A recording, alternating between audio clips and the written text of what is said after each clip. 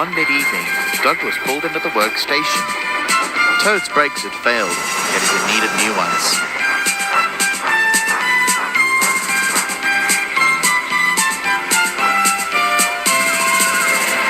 With Toad in the works, there aren't enough brake bands on the Western. Are there more here, Douglas?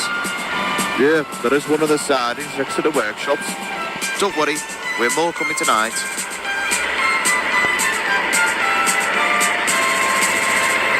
So when Douglas neared one of the work sheds, he heard a voice. Oh, great, it's you. Douglas looked around to see who the voice belonged to. He soon found out. You! He almost shrieked in anger. I thought you'd been scrapped. Well, I was here ever since my repairs 54 years ago. Only go on their trains for the scrapyard, which at one time a green Caterpillar-like diesel pulled apart a mate of mine. That is until Geoff takes them. Well, that was an accident, and since you're the only one here, you're coming with me to Little Western. But the Spiteful breakdown was a trick up his floorboards. He whispered to his guard. As Douglas was coupled up to him, his driver pulled the lever. But Douglas's wheels only moved very slowly. He was very annoyed. Do you want me to squash you again? But the Spiteful breakdown didn't care. Douglas gave up.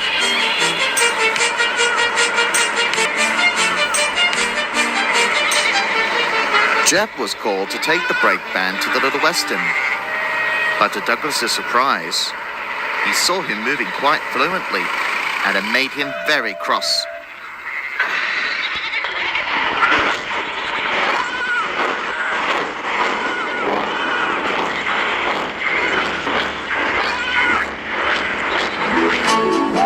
Arlesdale is the terminus of Duck and Oliver's branch line, the Little Western, and while running passengers from the big station and back, ballast trains run as well.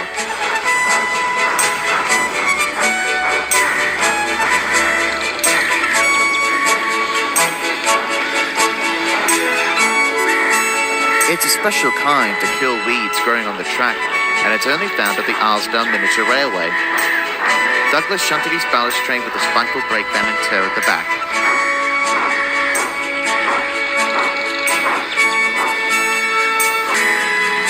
After his train's been loaded, he disembarked from the ballast hopper, but at a very slow pace. Come on, he groaned, but the Spiteful breakdown didn't care.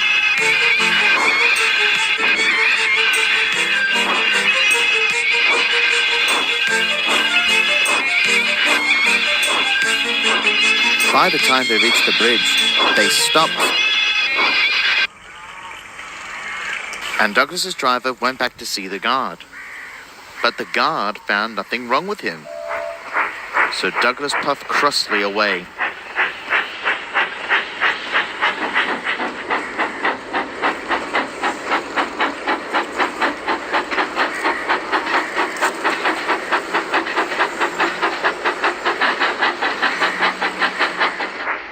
But as their journey went on, they were delayed one after the other.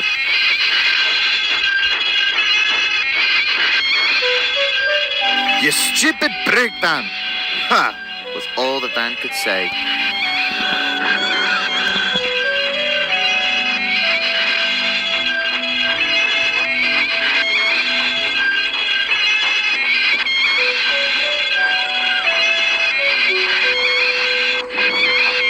As they arrived at the harbour station master wasn't happy.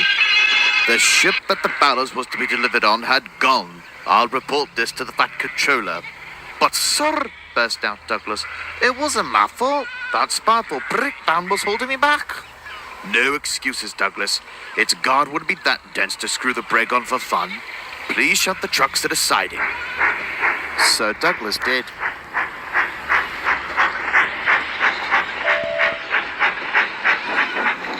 Later that night, Douglas told Donald, Duck, and Oliver about the van. That van can get very tricky. Have you told the Fat Controller your side of the story? Asked Duck. I did, but he didn't believe me. It's my fault that he's causing this to me. If I hadn't put too much pressure on him up the hill, he wouldn't have a rivalry towards me. It was only an accident, Dougie. If he did that stuff to me, I'd teach him a lesson like I did to him when we first arrived. Douglas smiled at his brother. He then had an idea put into his funnel. The next day, he shunted a train of various goods wagons towards the van. They were needed for the morning goods train.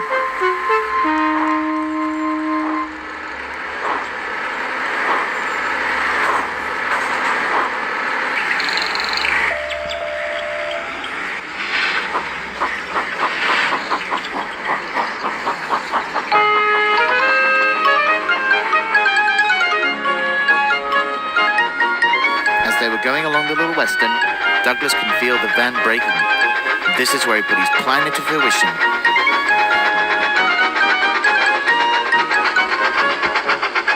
The van skidded along the line with his brakes locked into place. "God, put the brakes off, please." The guard tried to pull the handle, but it was jammed tight.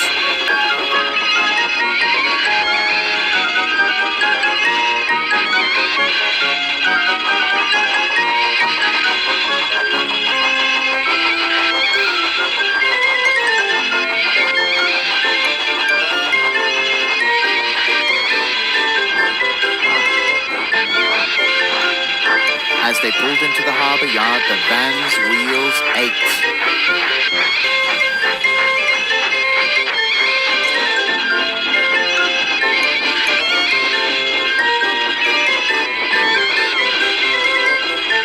"You lousy Scot, my wheels could have been melted." "Well, that's what you get for delaying my ballast train yesterday, and for giving me the blame instead of you." The workman looked over the handle, and after that, he fixed it by putting the lever back into place. "Oh, my wheels," sighed the brake van. When they head back for the Little Western, they didn't say a word.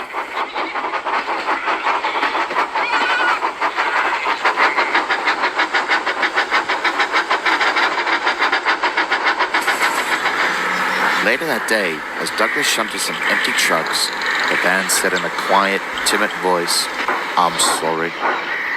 Douglas turned his eyes towards the Spiteful brakeman. "I'm sorry for holding a grudge against you, and I'm sorry for delaying your train yesterday." "Thank you. And I'm sorry for dragging you along my train this morning." "That's all right. You were to prove me a lesson about what comes around goes around. And I'm sorry to you as well, Mr. Guard, forcing the brakes so Douglas can get the blame." "It's all right, but you deserve the punishment." And so Douglas and the Spiteful brakeman exchanged peace and had worked happily together. All trains had run to time, and when he was brought back to the works, they turned into good friends.